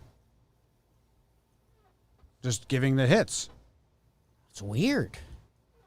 What? Bizarre. It's a great day at the office, an incredible day. I didn't say it wasn't. Just coming at him. Didn't get it past an outfielder. That's 1920s broadcaster? Are you taking offense for him? I wasn't even coming at him. It's just weird. I wanted to bizarre. see. I wanted to see what the hits were. It's not normal. It's a stud. Great piece of hitting, all of them. Yeah, that's his first 5-hit day of his career. Sure is. 5 hits, no joke. No matter how you get them. No, I wasn't coming at him. I was interested. an attack. I was A little bit. I was Little bit. interested to see what the hits were. When So your I pulled comment him up. about a guy's 5-hit day is nothing got past the outfielders, that's a weird angle. He was just slicing them and hitting them down. It looked easy. It looked like he was taking BP. Ain't easy. I wanted to see what they were. It wasn't on the sheet. Trev, what's your most hits in a day? You got a 4-piece? Got a 5? Yeah, for sure. A 4-piece. I don't know. I might add a 5. I don't remember. I don't. I'll find it. Our research Nothing comes team's like on it. straight to mind, so maybe I didn't have a 5. Our research team's on it. We've done like the most total bases you've had before, I believe. In that hot stretch. Hot. My Good stand-up performance, Jake. Thank you, Trevor. 5 for 5. 5 for 6. Oh, what was the out? Laser beam. Hope all the way it to the was warning a track. fly ball over the outfielder. That's why I was asking. I wonder if the out was like a fucking robbed. Trev, you have 1 4-hit game in the books. That's it. It's a 9-6 win against the Astros. You went 4 for 6. Hell yeah. Home run That's right, in baby. there. Whoops. Duh. Yeah, September 3rd, 2013. Oh, right on. Everyone in the chat keeps saying I'm baked. I'm not baked right now, guys. They do This that. is my prop. This is my prop joint. Okay, it's like cushy dreams. Jared Cozart started that game for the Astros. Cozart. My standout performer is Manny Machado. He had a very interesting day on July 4th. The Padres end up winning this game 11-1, but it was only 5-1 going into the ninth inning. Those 5 runs for the Padres, a 2-run homer by Machado, and then his next at-bat, a 3-run homer by Machado. And his next at-bat, they intentionally walked him. And his next at-bat, they intentionally walked him. And his next at-bat, they walked him. Then it didn't matter because then they gave up 6 in the ninth to make it 11-1 final. But at one point, it looked like it was going to end 5-1 with all the runs coming off Manny Machado's bat. 2-run home run, 3-run home run, and then the intentional walk. So he ends up having a get on base every single at bat. Like the final line's 2 for 2 with 2 homers, 5 RBIs and 3 walks. So he didn't have a bad feeling all day at the plate. That's nice. It's pretty nice. And he did not make the All-Star team as a reserve. Is that correct? Currently not an all-star. We'll see if there's any injuries or stuff that's sorted out. But yeah, that third base depth, man. He's put together a hell of a year. He got kind of screwed by Eddie Escobar. He's got 9 Is Eddie Escobar a stolen lone bases. all-star somewhere? I hate that shit, man. Snakes. I hate the all-star. I understand the all-star game. I dislike it. Fair. He already has 9 stolen bases. We're halfway through the year. He doesn't really steal bases. In 2018, yeah. Oh, I said 14 in 2018. Does he steal bases and I just don't know about it? He had a year with 20 and a year with 14, then no other double-digit years. Obviously, he's going to get there this year. I like that. I like when the guys sneaky steal bases. It's one of my favorite things to look at. I wonder if Padres fans reach out. You guys know your team better than us. I wonder if he's getting that. I've played in the league a while, just knows when a pitcher isn't paying attention at all and just takes one. The old Pujols stolen base. The Pujols. Yeah. Oh, I love that, man. You see Pujols just chugging, not moving anywhere, but he's going. Shit's moving around like his arms and legs are going. The ground looks still, but he gets those bags. Did you see the clip of Albert busting it down the line the other day? It's pretty nice, man. You know who my favorite guy who runs, but nobody ever gave him credit for it? Prince Fielder. Could kind of go. Yeah, 2 inside the could park go. homers. He could go, and that's a big body going around those bases, man. Trev, did you know well, you didn't steal a lot. I heard a player somewhere, maybe it was on Chris Rose, and they just casually mentioned, it was Trey Turner, I think, it was Miguel Rojas on Chris Rose rotation, talking about stealing bases and how Trey Turner's so good and Rojas can grab some, and Rojas was like, well, I can only steal off a 1-4 or 1-5, I've got the numbers, pitcher. He knew, so, every first base coach is doing the stopwatch. What's this guy's speed to home? And Miguel Rojas just knew his range. So, he gets the first and he asks the first base coach, what's this guy? And then he knows if he can or can't. Is that how it works? I never really knew that existed. Yeah, I knew that's they kind timed of it's kind of like a general rule. If a guy's 1-1, 1-2 to home plate, that's pretty quick. When you get to 1-3, that's average. Then you get those 1-4, 1-5 guys. Those are the guys that you can do it off. You never stole that much, but did you have would you say what's this guy? That's like I said, the 1-4, 1-5 guys. That's the first base coach. Hey, this guy's 1-4. This guy's a 1-5. So if you pick the count, an off-speed pitcher's coming, and maybe the guy behind the plate's not great, but that's just kind of more of a general rule. I don't know I'm sure guys that steal bases know exactly how long it takes them to freaking get to first or to second base. So then you add the time to home plate plus the pop time, and then if you can beat that. I love all those ins and outs when, so I know guys that do steal, they get the first and the coach lets them know hey, 1-3, 1 and 2. Dang. And then they have a better sense of it. That's cool. Trev, if there was ever a speedy guy in front of you on the bases, say you're on first, they're on second, would you ever give them a, hey, get going so I can get in on a double steal so I can get my steals up? The problem with that is I got they throw back door. Yeah, they're coming for you. I got caught stealing doing that a few times.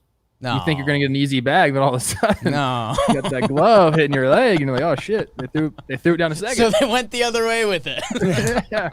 And what's funny is the guy in front of you doesn't get a stolen base. So he's pissed. at you. really? You're Fielder's pissed. choice. Wow. What a silly sport. It is silly. Good job, Jim. Trev, who won your standout performance? I am going to go with a guy who I really enjoy. I enjoy watching this guy pitch. I'm talking about Alek Manoah, right-hander for the Blue Jays. He's a big boy. He's 6'6", 260. And he had a game against the Rays. 7 innings pitched, 10 Ks, 3 hits, only 1 walk.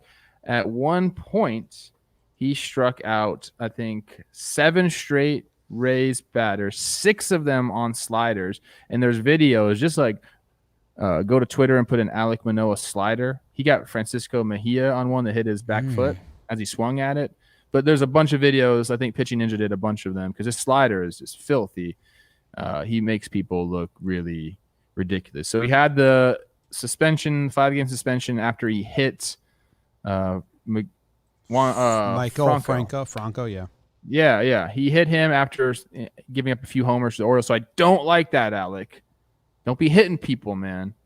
It's not clear if that was on purpose. It sure looked like it was on purpose. He didn't have to miss a start because they had like an off day or something like that. But when you watch this guy pitch, you guys saw his first start at Yankee Stadium. That was really cool. We said the Blue Jays, look, man, if you could find pitching like this, like maybe you'll be in it. He looks like the real deal to me. Like he's got swing and miss stuff. Jim, he's got gumption. Ooh. Yeah, he's got a little attitude out there. It's funny. He's Like a classic case of if you ever see him in the dugout with his hat off. I'm older than a lot of players now, but I saw him on the mound. He's in his element. He's like, got a little bit of moxie and swagger to him. And then he went to the dugout and took his hat off, and I was like, oh, you're just a kid. Like he just like transferred into like, oh, you look young. 23 years old. Yeah. 23 years old. Yeah. It was some guys look different with their hat off, or just the vibe changes. Know where he's earning an invite to?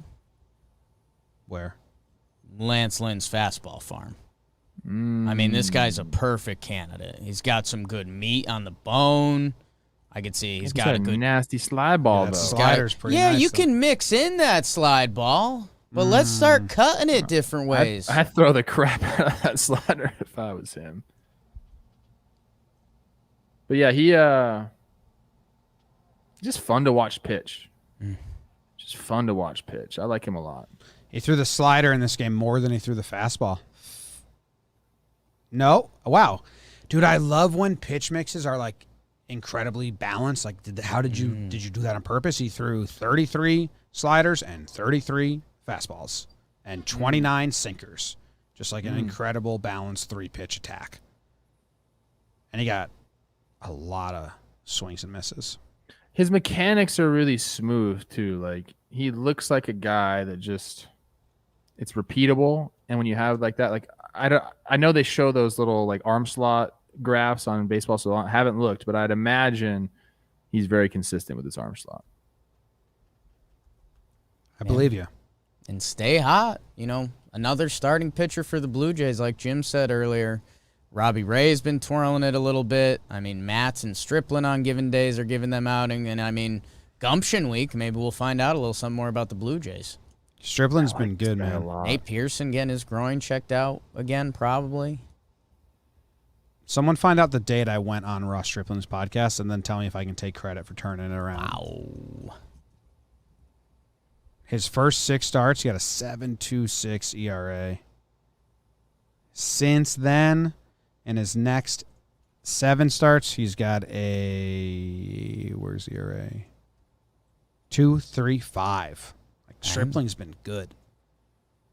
All right, Jay's playing some good ball. Go Toronto, go. see you, Trev. See you guys. Slump Watch. We had 5 guys on here that we were tracking. Yeah. BBD, what 5 guys might be added? Before we do that, while Trev's not here, I'll issue an apology to him. He has 3 4-hit games. I found the other ones. Baseball Reference automatically sorts. They give you all the games he homered in. So the most he had He had one 4-hit game where he homered as well. Nice. The guys we're potentially adding, Mitch Haniger goes 0 for 11 with a walk, 2 hit by pitches in 3 Ks. Jesse Winker 0 for 11 with a walk.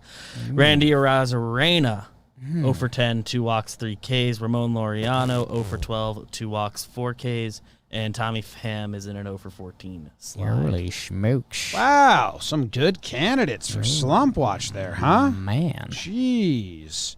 And then how many were taken off? Our dude Reese got hot. It Yeah. was his last time, no matter what. He went 3 for 7. Maybe at the end of the year, we'll do the all, like, you're going to get off Slump Watch team. It's Reese. It's Eduardo Escobar. Still taking some applications for the final spots, but Lindor, we gave him that treatment. Frankie. People get that for a few different reasons. Yeah. Reese is off. Good job. Good job, Reese. All 3 of his hits were for extra bases. Homer 2 doubles. Wow. Do you want to run through it? Matt Olson, my godson. He puts up a 2 for 11 with 3 walks after an 0 for 9er. The on-base percentage ends up looking okay. This is going to be a really interesting week because there's a lot of names that could come on, and these guys weren't sprinting to get off. Brian Hayes, 1 for 13. That's no good. Adelise, in another week where it could be a conversation, he gets off. It's 4 for 14. You're hitting the ball. 3 ribeyes, Adelise, 2 snaps. The real people know. And then Cody Bellinger, which I think this one was up for discussion last week because he's kind of had a cold season. He's been hurt. 1 for 16. Boogity, boogity, boogity. He might be off for like, you gotta do some good before we can worry about you slumping, Cody. Yeah, he's Although definitely good in, White Sox or good White House. He's fit. definitely in like still finding it. Yeah. Watch. So he's out. So let's see. So and Reeser's off too. So if we leave Olson and Ke'Bryan, there's 3 slots. Any chance Olson's off for you? I haven't looked into what Olson's doing. I have Brian up, and his slump goes back. I faced them damn Milwaukee pitchers. His slump goes back around 7-6 games. Yeah, I mean he was on last week's Slump Watch too. Yeah, but I'm seeing if Olson goes back like 10, then I would. Oh, a Olson. competing Slump Watch. Yes, to find out because I don't think both can stay. I don't care either. I went to go see if Olson's having a year where like he has a low batting average because last year he was 195 because he had 3 walks this series. So it's like, oh, does he just walk a lot and when he hits it? But that's not what he's been this year. He's batting 283. Yeah, he's been hitting. So They're both bad, man. Brian Hayes. They can stay. Yeah? Who are we not going to keep then? All right, we got Jesse Winker. He found out he's going to All-Star Week. Yeah, so that doesn't even he's count. just celebrating He's a little bit. He's Yeah. out. No, so that wasn't even an option. In my head, I mean, seeing Randy Arozarena and knowing he's the best ever makes me want him on there. How's he been performing? I feel like he's been like a low 800 OPS guy for most of the year, but that's just what my brain's been So that's telling me. 740 right now. So that's a dangerous area to be in. Yeah. 112 OPS plus. His last 13 games are really bad. 196 slugging, 152 batting average. Whew. So that's tough for Randy. Mitch Haniger. What are you doing, Mitch? Mitch was doing really well. He was competing for the old JOMBOY team at one point. Yeah, and this is I mean, he was hot going into this. So I like Haniger. More our style. Like before this weekend, he in the 2 series before this, he was going off. He had a 1 OPS. Okay. So let's put him on and Sure. get him right back You're to that. feeling that? Yeah. Haniger. faces the Yankees, so that should help. Nice. That should help. Ramon. Come on, Ramon. Laser show. Ramon. I don't know. Who do you Oh, you have for a lean?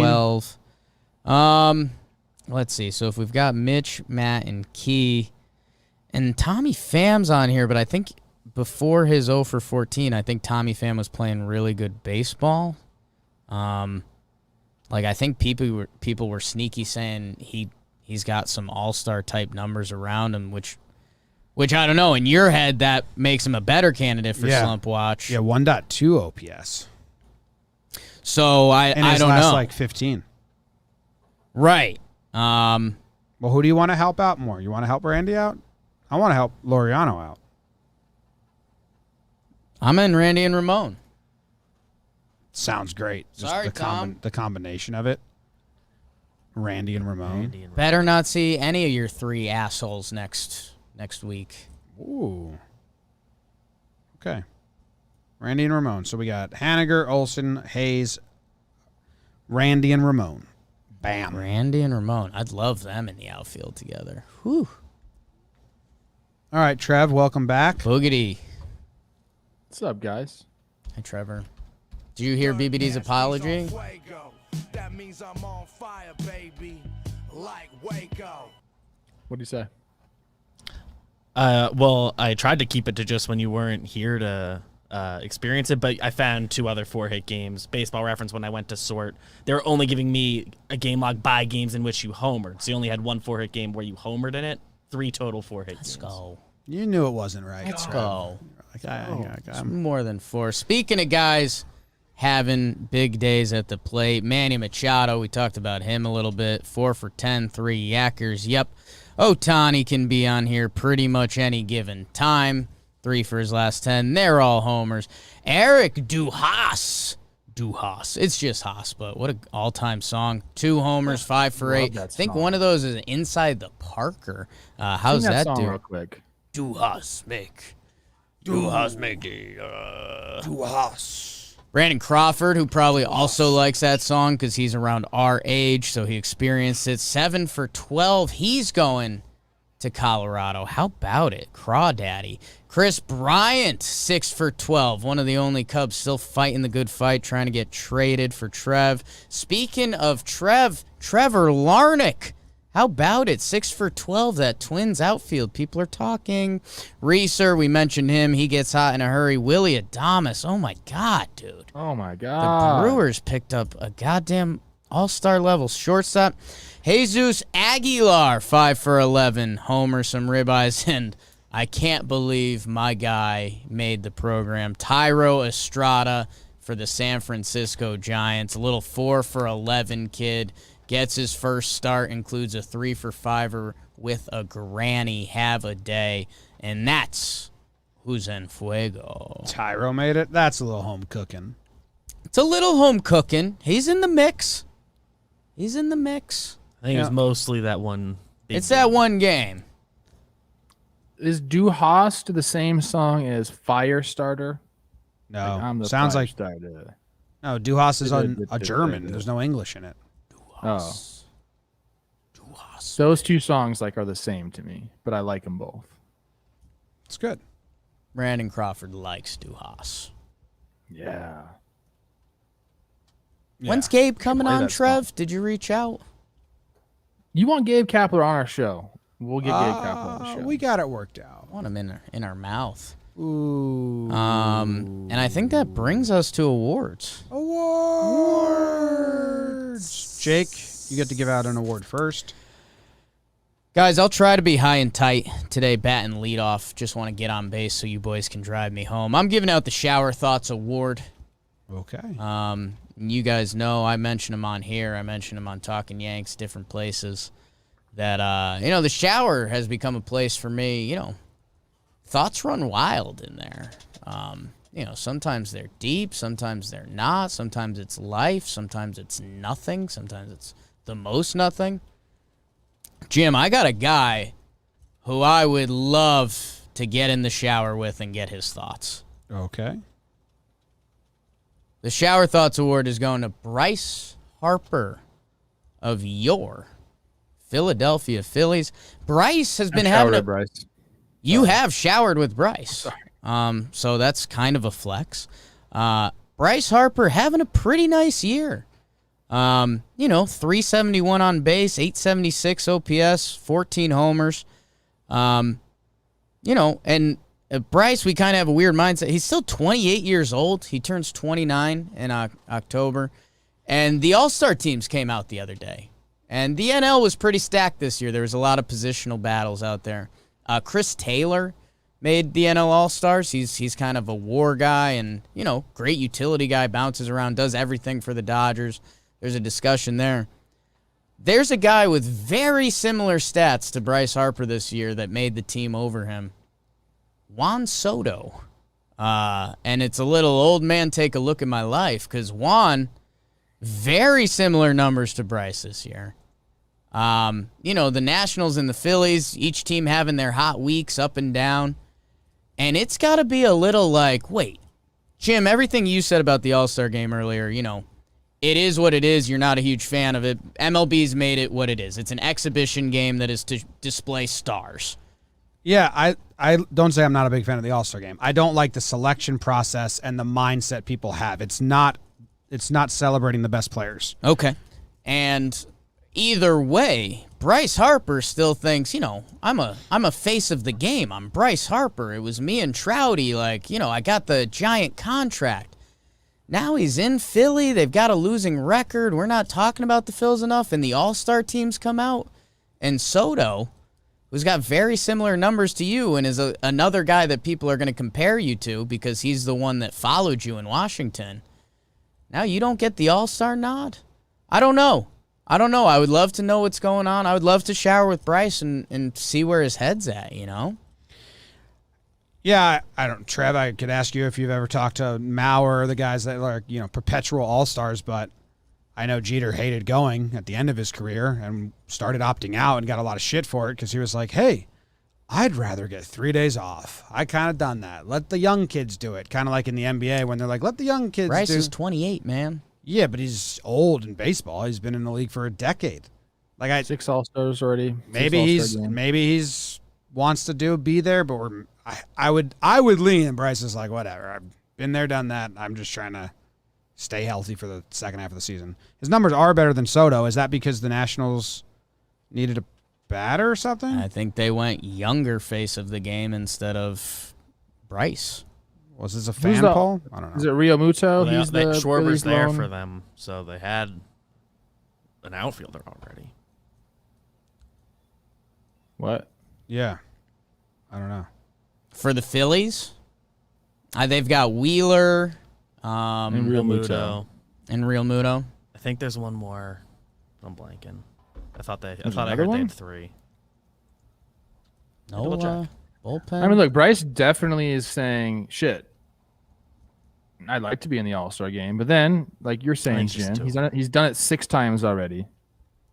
I don't think he's too upset about it. I think he goes and enjoys a fabulous All-Star break somewhere. Like, he might be one of those guys that takes a trip down to Aruba and comes back. Yeah. So he thinks about it, though. I like that, Jake. I Might think be in the wondering shower, what- he's like, might be wondering what the next 10 years look like. he's confident. He's got the bag. He needs, I think, more than anything. This is true. Like, I feel like people say this about a lot of athletes, and not true usually. Bryce really wants to win now. Right? Like, you leave Washington, and then that happens.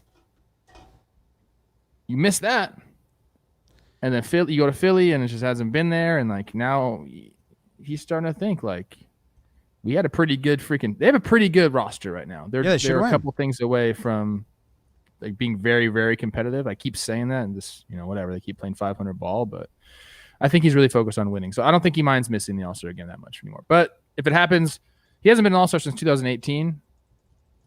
If he was like going off, like he's kind of put up just right around his career average numbers, which are excellent, by the way. I don't know. I don't think he's too upset this time. But a couple more years of it, then yeah, he will be. Because he wants to be in the Hall of Fame and stuff. He's got a long way to go for that. Yeah. Is he on track in All-Star game anything shouldn't to be a count Hall for of that, Famer? What's that? What numbers does he have that are on pace for Hall of Fame? Does he have any? Probably the home runs are tight. He's got 246 career homers.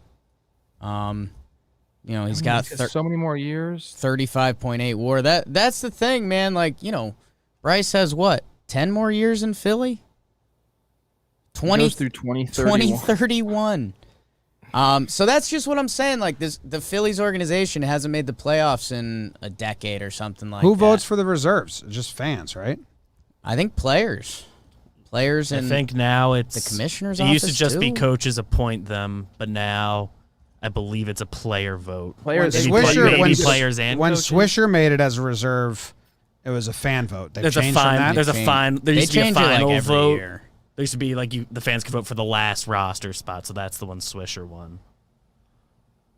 If Bryce puts together a big couple, 2, 3, 4 big years with some hits and stuff, like he's already had 1,100 hits, got 10 years left. Like maybe he gets to 3,000 hits if he really has some big seasons coming up.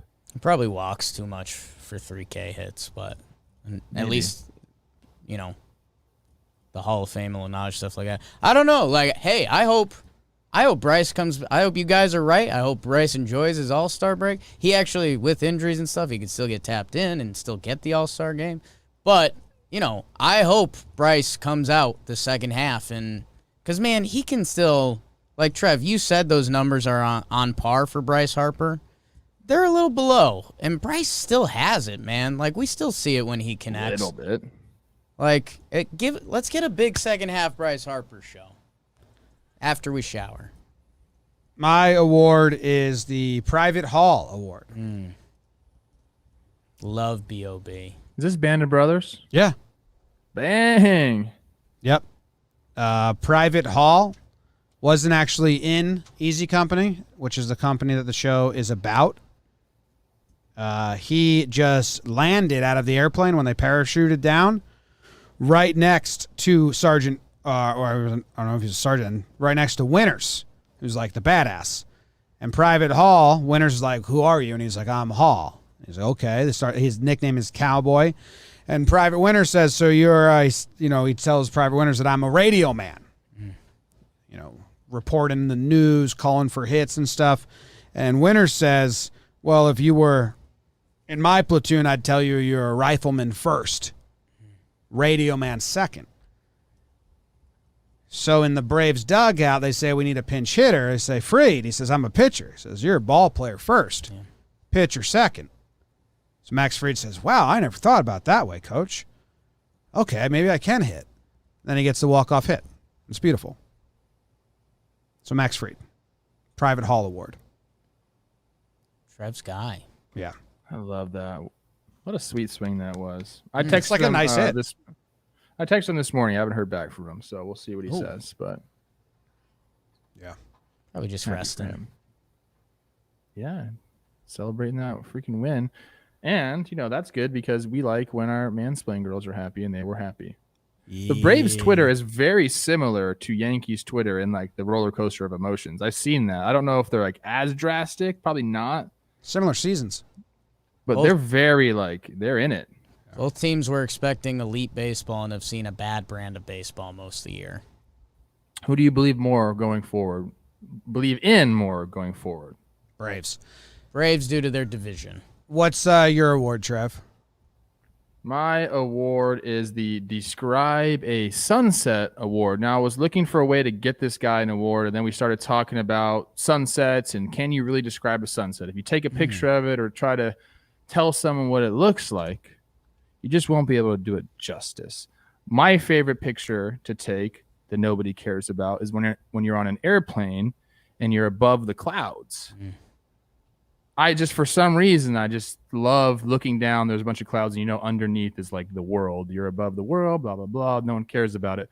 You can't describe that really and do it justice. Now, our guy, Tom Verducci, came out with an article that tried to do Shohei Ohtani justice.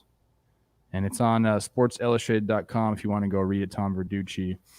Shohei's birthday today, so first let's get some snaps for that. We've already covered him a couple different times. He's absolutely crushing the ball, doing it on both sides, as we know. Here's a couple things that some descriptors that Tom uses to try to do Shohei Ohtani justice, okay? He says, if you had to distill the amazement of Ohtani to one sentence, it would be this. He hits the ball harder than Juan Soto, throws harder than Yu Darvish, and runs faster than Randy Arozarena. This is one guy doing this. He leads the major leagues in home runs and bunt hits. Doesn't Until he run this year- faster than other people? Yeah, Randy wasn't a great Why would example. he go with Randy? Doesn't he run faster than Trey Turner? Isn't he the fastest sprint? He's like 93rd percentile on To- Savant. 28.7 sprint speed is pretty good. Yeah, He's no, at 28. I'm saying Randy There's was a more bad. He's impressive saying he didn't like speed name Randy you could as the throw other out. speed I don't like guy. Darvish either. All right, well, think don't he yell at could've me. chosen- Yell at Tom Verducci. I am. I'm I'm just yelling at He Tom. is. I am. Through you. Yeah. There's a couple more good ones I want to read through, then we can kind of talk more about Shohei. Until this year, no player, even Babe Ruth, ever hit 30 homers and made 10 starts on the mound in the same year. Ohtani did it in just 81 freaking games. He's the first AL player ever with 31 homers and 12 stolen bases by the All-Star break. It's the hitting is what impresses me. Like the pitching is great, but it's one of the easier times in the history of baseball to be a pitcher. The hitting was so down. This guy's doing it on the elite side on both, and he's fast, and he's fun and happy all the time. Like he is so fucking good for baseball. And think about this: Mike freaking Trout is on the Angels, and people. I know he's hurt right now, but like people are more inclined to go see Ohtani play.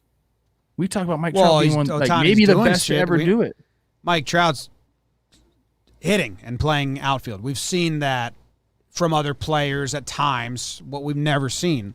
No one can anyone say? Is anyone that's the whole point of this thing. Is we've never seen anything like this. How old would you have to be to have a cognitive memory of watching Babe Ruth play? When did Babe Ruth play his last game? Like, is anyone alive can say I saw Babe play? 30s?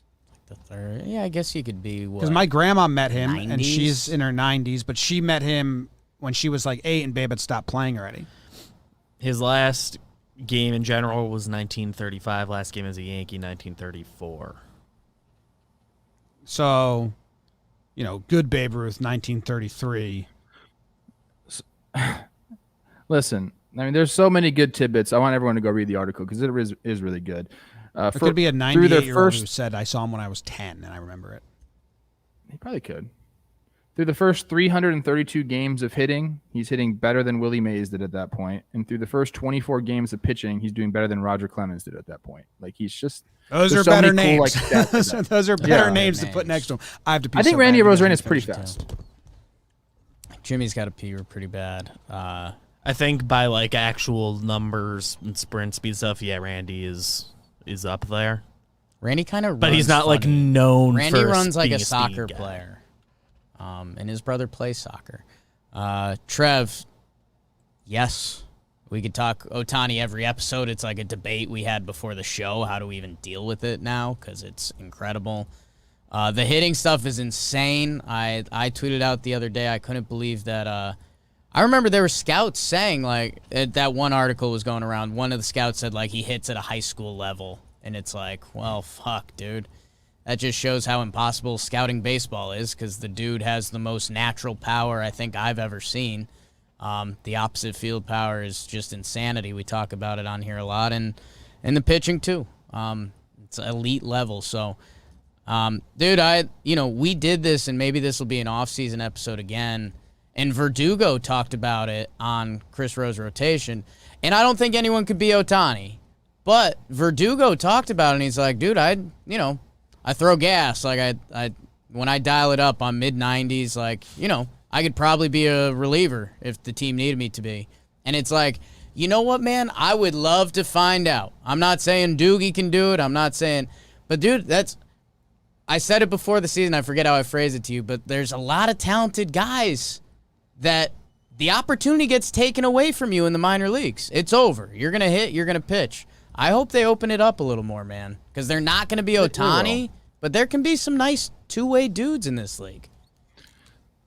I mean, yeah, like, I get it, and, like, hopefully they will do that. There'll be more guys, maybe that'd be sweet if someone, like, went off of shortstop and came in to close a game out. Like, that'd be fun. Ooh. But, Verdugo saying he throws 95, so what? Every fucking pitcher throws 95. We're talking about Ohtani being a starter, doing it. In this article, they reference his splitter. It's the most unhittable pitch in the big leagues ahead of Glasnow's slider. Like, he's just doing everything crazy. And he's in this all-star game. Think about this, guys. First of all, I'll do whatever it takes to catch an Ohtani home run derby ball. Whatever. And I am not giving it to a child. Okay. If people want to boo me, you can start booing right now. So I'm not giving that ball up. That's coming home with me and going to my kids. Anyways. People never understand that people have kids at home.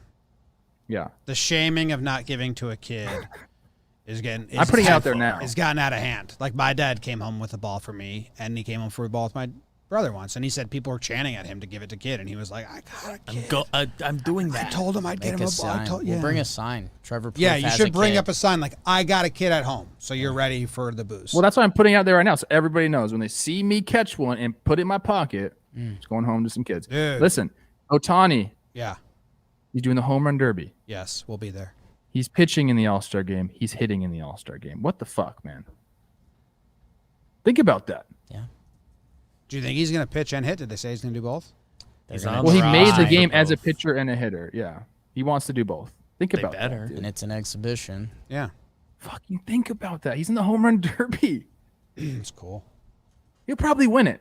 Like, he'll probably win the home run derby. Like, put your money on him. Whatever the odds are. BBD, can you do the odds?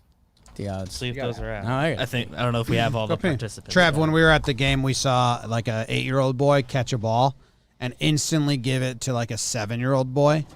And Jake and I were like, that's such, like, that kid's too young to be doing such alpha moves.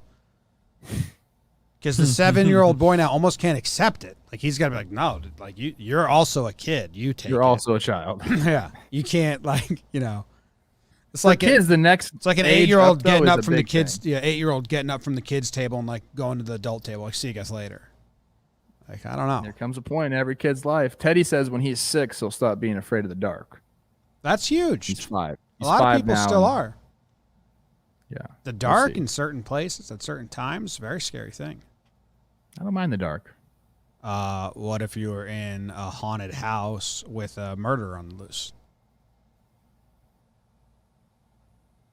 I mean, what's the difference between it being a light out and dark out? You It's could still see the a pretty murderer scary coming. To you. situation. You could see him coming up, and Some would say that's more scary, Jim. I guess so. I guess so. Do we have a best friend of the week? We Yes. do. It's Max Fried Ooh, for wow. everything you already said about him. Congrats to Maxie. He's good. I think it's his first time receiving the best friend of the week. Nice. Yeah, do we have a Google sheet made yet? Do we have to Max has one that he's been keeping track of. I don't believe I have it in front of me. Okay. Well, let's see. I don't have the full list All right. of like times one. But Max Chat, has I'm that. linking the SI article into the chat, so everyone has it. I'm trying to give credit where credit's due. The Tom Verducci did a Verducci? good job. Verducki article? He did a good Tom job. the Duck. Yeah, I talk Tom about him the sometimes. Duck? but- Max Fried was the best friend of the week, Jake. And Oh, now no. we're doing elevator talk. Come on. And if you get into an elevator and in there, before you even got in, was someone wearing a hat. Wow. Wearing a Toronto Blue Jays hat. Wow. 40. We can talk about how they might be going back to Toronto. They're saying July 30th might be the date they finally get to go home. That's great Playing at elevator 3 talk, different Trav. places? Man. That's exactly what they'd be saying in that Great elevator. elevator Yeah. talk. Now, who you guys have in the elevator? Because I had 40-year-old Rick Moranis. That's awesome. Yeah. He doesn't give a fuck. It's Rick Moranis, a Canadian. He's a big Blue Jays guy. So yeah, you open with that, Trev, and then you say pitching staff's kind of looking all right recently, huh? The Manoah kid, Robbie Ray. Dude, look at these ERAs. I mean, they're getting a chance every day, and with that offense, Robbie Ray 3.36, for you 3.65, Strips 4.06, Manoah 2.7. Like, you think we're gonna get some bullpen help by the deadline? Dude, it's really cool. They're 5 starters in their last, let's see, what did I do? Last 4 starts, 3 starts each. Manoah, ERA below 3. Strip, ERA below 3. Robbie Ray, ERA 3.09. Ryu's got the highest in the last 4 starts at a 4.56, which isn't great. But, man, Ray, Stripling, and Manoah are really doing it. So tell the person in the elevator that. And you know who If you want to get really dorky, Yep. Always. you could say, everyone's talking about Vlad and he should be the MVP. But do you know what? Marcus Simeon has a higher WAR than him. Love that. And it's true. And then are you doing F war or B war? And then you get the fuck out of the And elevator. then you say, "Oh, by the way, you know Like, who's sorry, Rick, I didn't know you were that deep. I'm out." you know who's back and doing it? George Springer. Spring Starting to Daddy, hit some Connecticut boy? dingers. Yep, pride of hard hitting, baby. Wow. As soon as I learned he had a stutter, I loved him so much more. Love you, George. CT raise up.